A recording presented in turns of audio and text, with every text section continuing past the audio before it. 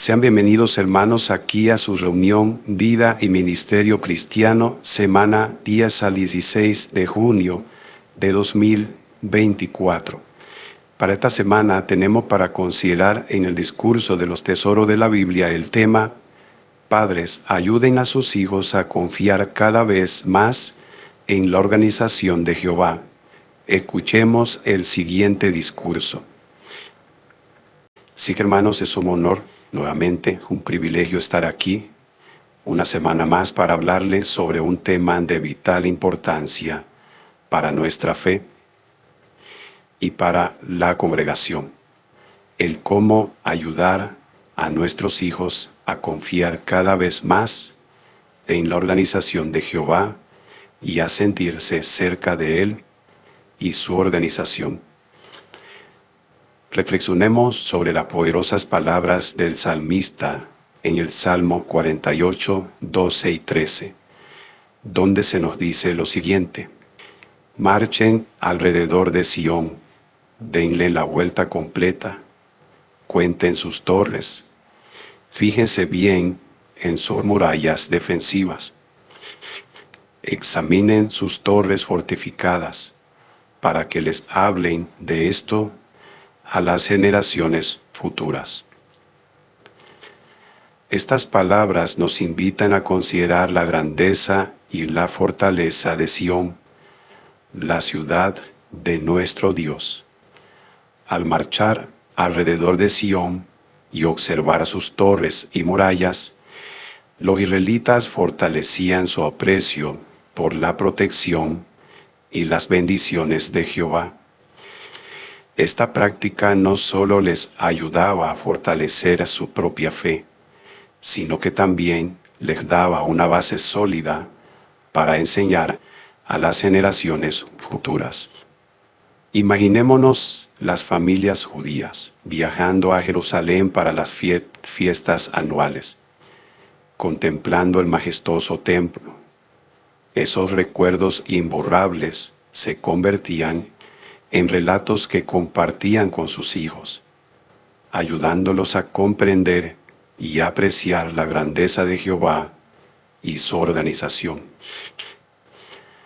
Hoy nosotros podemos hacer algo similar al estudiar y compartir la historia de la organización de Jehová con nuestros hijos.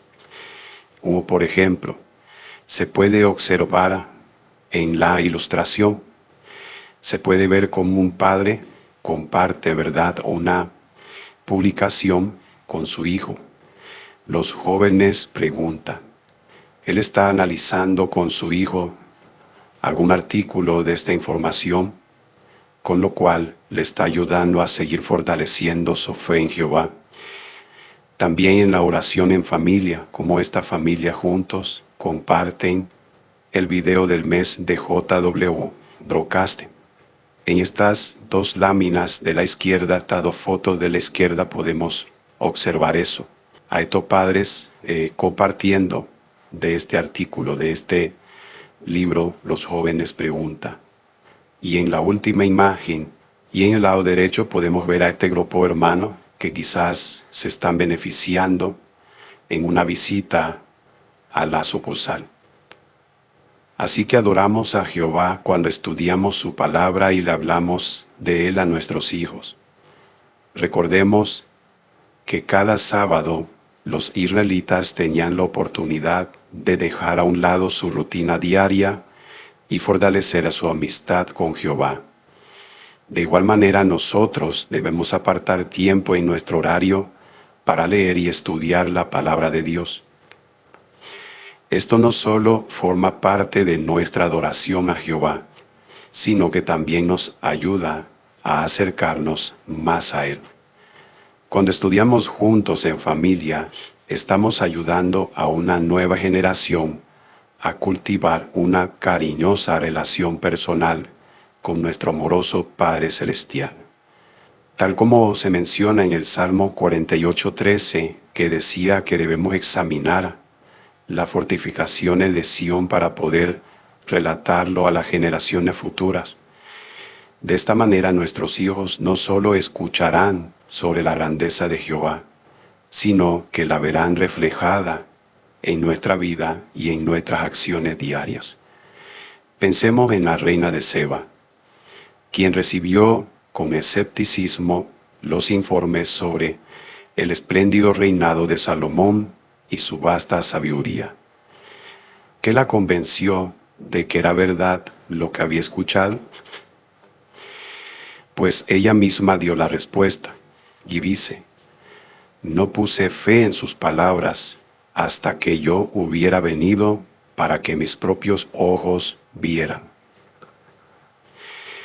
Este relato nos muestra que las cosas que más impacto nos causan son las que vemos con nuestros propios ojos.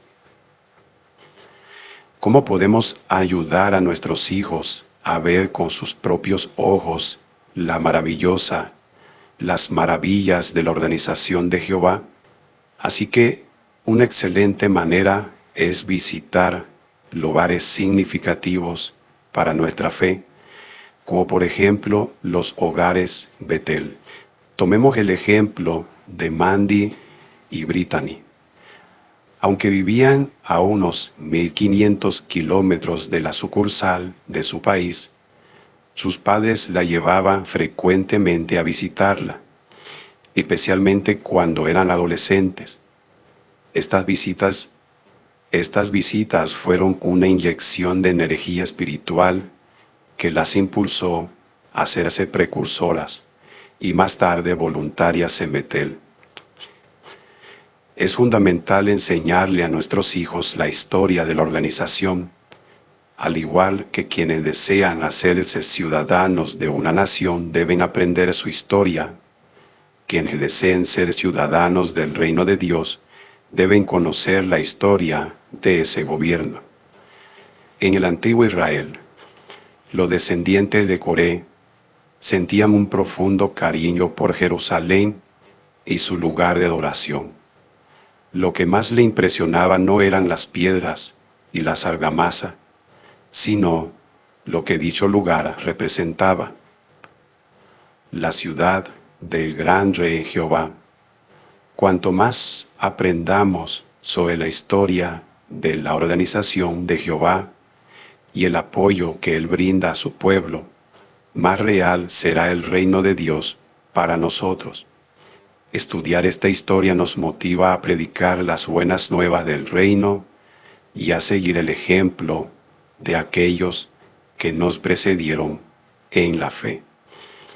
En Salmos 48:14 nos recuerda lo siguiente: porque este Dios será nuestro Dios para siempre jamás.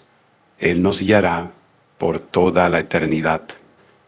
Este versículo nos asegura que Jehová siempre estará con nosotros, guiándonos y protegiéndonos. Es esencial que le mostremos a nuestros hijos con nuestro ejemplo cómo seguir la guía que nos da la organización. Y una sugerencia para la oración en familia es ver y analizar juntos algunos videos de la sección Nuestra Organización en jw.org. Estos recursos pueden fortalecer nuestra fe y la de nuestros hijos, ayudándonos a comprender mejor cómo Jehová dirige su organización y cómo podemos colaborar con Él en su obra. Así que, queridos hermanos y hermanas, ayudemos a nuestros hijos a confiar cada vez más en la organización de Jehová y a sentirse cerca de Él y su organización. Sigamos el ejemplo del salmista, marchando alrededor de Sión, contando sus torres y examinando sus murallas, para que podamos relatar estas maravillas a las generaciones futuras. Al hacerlo, fortalecemos nuestra fe y la de nuestros hijos, asegurándonos de que ellos también pueden experimentar la grandeza y el amor de Jehová. Que Jehová bendiga nuestro esfuerzo y nos dé la sabiduría y la fortaleza para guiar a nuestros hijos en el camino de la fe. Ahora vamos a pasar a la sección Busquemos perlas escondidas. Para esta semana corresponde el estudio del libro de los Salmos, capítulo 48 al 50. Así que escuchemos la siguiente consideración. Vamos a iniciar con la primera pregunta para esta sección que dice: ¿qué debían recordar siempre los israelitas sobre las riquezas? Según Salmo 49, 6 y 7. Según este Salmo 49, 6 y 7, esto les recuerda a los israelitas que aunque las riquezas podían proporcionarle beneficios temporales y protección contra la pobreza, estas no debían ser su base de confianza. Jehová deseaba que disfrutaran de la prosperidad resultante de su arduo trabajo, pero les advirtió contra el peligro de olvidarse de él. Esta era la verdadera fuente de dicha prosperidad, el seguir a Jehová. Las riquezas no tenían valor eterno, ya que no podían ser usadas para rescatar a alguien de la muerte, ni eran útiles para los muertos. Darle demasiada importancia podía llevarlos a la deshonestidad y al alejamiento de Jehová. Por eso se les instaba a usar sus bienes de manera que honraran a Jehová. Siguiente pregunta: ¿qué perlas espirituales ha encontrado en la lectura bíblica de esta semana? La primera perla espiritual que encontramos está en el 48.3, Salmos 48.3. El versículo destaca la idea de que Jehová es un refugio seguro. En tiempos de dificultad o peligro, se puede confiar en que Jehová ofrece protección y seguridad. Esta lección nos invita a buscar consuelo y amparo en Dios cuando enfrentamos problemas. Otra lección del Salmo 48.3 es que saber que Jehová es un refugio seguro debe fortalecer nuestra confianza en Él. Cuando entendemos y creemos que Dios es como una torre fuerte, podemos enfrentar los desafíos con una fe más firme y menos temor. Siguiente lección, Salmos 49.5.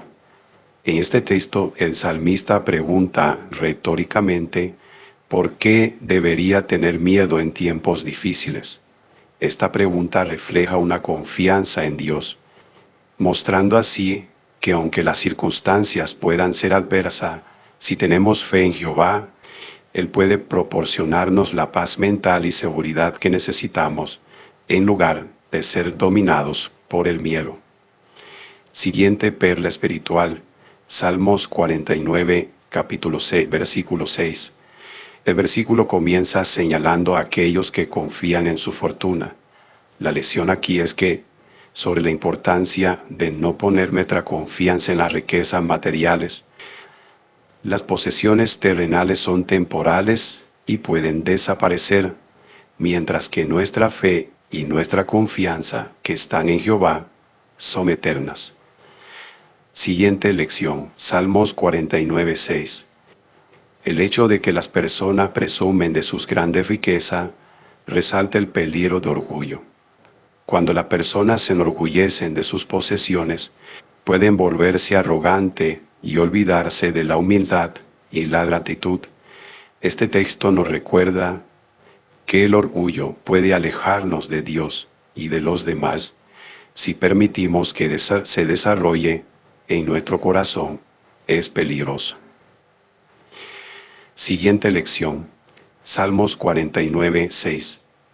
Otra lección que podemos extraer de este versículo es que aquí se nos invita a reflexionar sobre lo que realmente tiene valor eterno. Las riquezas materiales no pueden comprarnos la salvación, ni asegurar nuestra vida después de la muerte. Debemos buscar tesoros espirituales que tienen valor eterno, como la fe, la esperanza y el amor. Siguiente perla espiritual, Salmos 49:10. Aunque el salmista señala que tanto los sabios como los insensatos mueren, implícitamente resalta la importancia de la sabiduría. La sabiduría puede no salvarnos de la muerte, pero puede guiarnos a vivir vidas más significativas y con propósito. en contraste con la insensatez y la irracionalidad, y esa sabiduría solo proviene de Jehová. Salmos 49:10. Otra lección de este pasaje es que puede inspirar humildad a recordar nuestro futuro, que es la muerte. Saber que todos, sin importar su inteligencia o riquezas, enfrentan el mismo destino final, que es la muerte. Este versículo nos invita a reflexionar sobre cómo vivimos nuestra vida y cuáles son nuestras prioridades. Siguiente lección, Salmos 56. Nos enseña que la justicia de Dios es evidente en la creación. La naturaleza misma, con su orden y majestad, refleja la justicia de Jehová. El cielo y la tierra, en su perfección y belleza, son un testimonio constante de que hay un Creador justo y recto. Por esa razón, al observar la naturaleza, podemos ver la mano de Dios y su justicia. Todo en la creación sigue un orden que Él estableció. Así que, hermanos, le agradecemos por habernos acompañado en este video. Estas fueron las lecciones extraídas de la lectura semanal para esta semana. Le agradecemos por habernos acompañado y será hasta una próxima transmisión. Ahora vamos a pasar al estudio bíblico de la congregación. Para esta semana iniciamos el capítulo número 11 con el tema "Se llenaron de felicidad y Espíritu Santo". Para esta semana analizaremos los primeros 4 párrafos y los recuadros de la página 86 y 87. Así que escuchemos la siguiente consideración. Vamos a empezar con los párrafos 1 y 2. La pregunta dice: ¿por qué fue diferente la asignación de Bernabé y Saulo a la de los otros misioneros? La respuesta es que la diferencia en la asignación de Bernabé y Saulo radica en que por primera vez la misión se orientaba hacia áreas geográficas, sin presencia cristiana previa.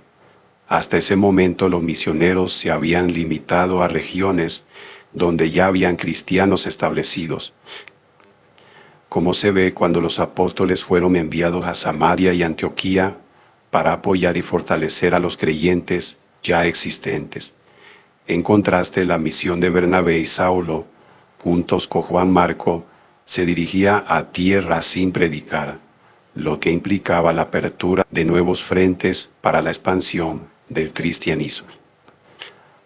La otra pregunta de estos párrafos dice: ¿cómo contribuiría su labor al cumplimiento de Hechos 1:8? Esta misión era esencial para el cumplimiento de Hechos 1:8, donde Jesús señaló que sus discípulos serían testigos hasta la parte más lejana de la tierra. Al llevar el mensaje del Evangelio a regiones inexploradas, Bernabé y Saulo estaban actuando directamente en cumplimiento con estas profecías. Su trabajo no solo aceleraría la propagación del cristianismo, sino que también marcaría el inicio de una nueva era de predicación global, llevando la enseñanza de Jesús a cada rincón del mundo conocido y más allá. Pasemos al siguiente subtema: sepárenme a Bernabé y a Saulo a fin de que realicen la misión, según Hechos 13, 1-12. La pregunta para el párrafo 3 dice: ¿por qué eran difíciles los viajes en el siglo I? Viajar en el siglo I presentaba muchas dificultades debido a la ausencia de medios de transporte rápidos y eficientes. Sin la existencia de automóviles y aviones, la mayoría de los viajes se realizaban a pie, lo que hacía que los trayectos fueran lentos y agotadores. Los caminos disponibles generalmente estaban en mal estado, llenos de obstáculos y peligros, lo que incrementaba el esfuerzo necesario para desplazarse. Después de un día de caminata, la persona podía avanzar solo unos 30 kilómetros, lo cual era físicamente agotador. Por lo tanto, emprender un viaje en esa época requería un gran compromiso y resistencia, algo que Bernabé y Saulo habrían tenido muy en cuenta al aceptar sus misiones. Párrafo 4. La parte A. ¿Qué dirigió el nombramiento de Bernabé y Saulo? ¿Y cómo reaccionaron los demás hermanos? El nombramiento de Bernabé y Saulo fue el resultado de la dirección del Espíritu Santo, quien los designó específicamente para llevar a cabo una importante misión. Aunque la Biblia no detalla las razones exactas detrás de esta elección, la respuesta de los demás hermanos fue de total apoyo y respaldo, lo que refleja la unidad y la confianza en la guía de Jehová. Parte B. ¿Cómo apoyamos a los hermanos nombrados para atender ciertas responsabilidades? Al igual que los profetas y maestros de Antioquía de Siria respaldaron incondicionalmente el nombramiento de Bernabé y Saulo, nosotros también debemos respaldar a aquellos que han sido nombrados para atender ciertas responsabilidades, mostrando aprecio por su labor y tratándolos con amor. Ahora vamos a analizar el recuadro Bernabé, el hijo del consuelo. Vamos a analizar este recuadro en base a preguntas y respuestas que pueden surgir del mismo. Empezando, podríamos preguntarnos, ¿cuál era el nombre verdadero de Bernabé y por qué los apóstoles le dieron el apodo de Bernabé? El verdadero nombre de Bernabé era José. Los apóstoles le dieron el apodo de Bernabé, que significa hijo del consuelo, debido a su personalidad consoladora y su disposición a ayudar a los demás. Siguiente pregunta. ¿Qué acción generosa realizó Bernabé para ayudar a la congregación de Jerusalén? Bernabé vendió un terreno y entregó el dinero a los apóstoles para cubrir las necesidades de los hermanos que se habían quedado en Jerusalén tras el Pentecostés del año 33. Próxima pregunta. ¿Cómo mostró Bernabé su disposición a ayudar a Saulo de Tarso? Bernabé defendió a Saulo de Tarso cuando todos le tenían miedo y no creían que se había hecho discípulo, demostrando su apoyo y confianza en Saulo. Siguiente pregunta.